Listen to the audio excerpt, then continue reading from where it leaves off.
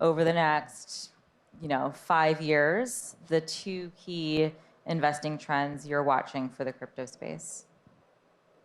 Number one is payment, the use case. Number two is the layer two solution. So how fast it can go, how fast it can process the transactions, and how lower the price it can go. So those are the two key trends. Chase. I will steal and agree with you on payments for sure. I think that that's one of the most interesting ways we're seeing crypto play into the ecosystem.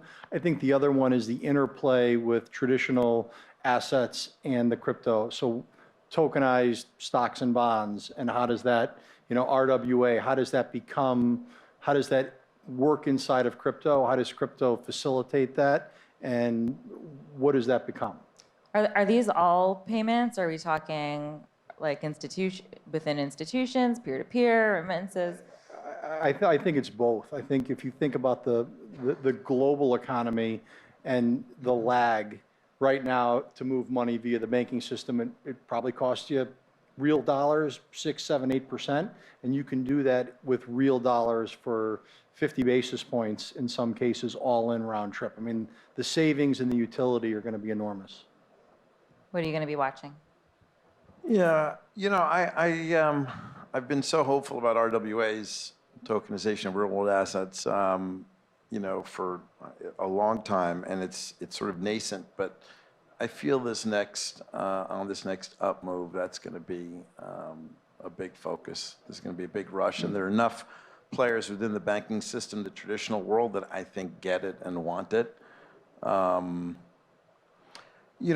It's a very difficult space in a way to predict out 2-3 years. And my way of thinking about it is just that I see that more value will move into the sort of overall digital asset ecosystem. So where exactly it moves is hard to say. There's about $3 trillion of value there versus 300 billion in the middle of 2019. So it's been a 10x in 5 years.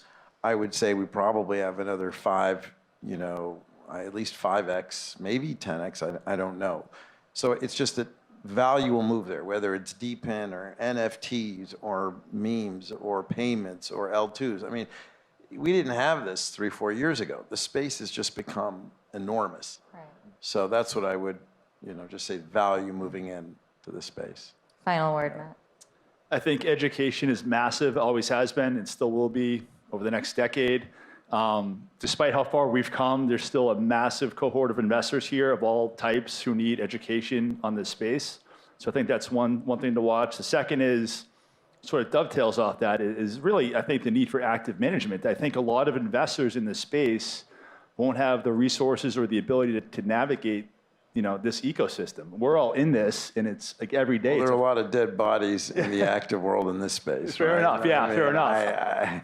Fair enough, but I think guidance and some asset managers doing some stuff on behalf of clients is going to be in demand over time to help them navigate this space.